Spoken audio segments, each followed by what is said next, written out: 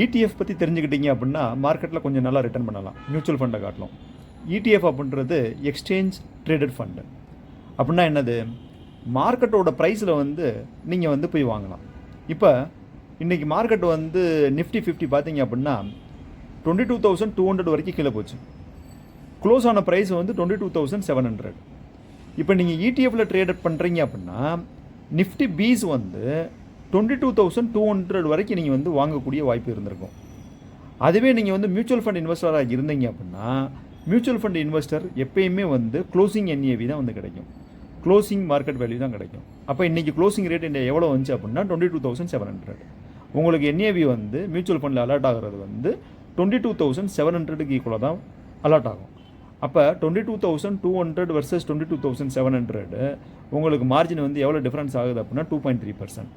அப்போ இடிஎஃப்பில் ட்ரேட் பண்ணுறது ஒரு சில நேரங்களில் வந்து பெட்டரான ரிட்டர்ன் வந்து வர்றதுக்கான வாய்ப்புகள் இருக்குது. இடிஎஃப்க்கு என்ன தேவைப்படும் அப்படின்னா டிமேட் அக்கௌண்ட் தேவைப்படும். அது வந்து உங்களுக்கு வந்து மார்க்கெட்டில் தான் வந்து நீங்கள் வந்து பை பண்ண முடியும், செல் பண்ண முடியும். மியூச்சுவல் ஃபண்டுக்கு நீங்கள் த்ரூ ஏஎம்ஸில் நீங்கள் வந்து பை பண்ணலாம், செல் பண்ணலாம்.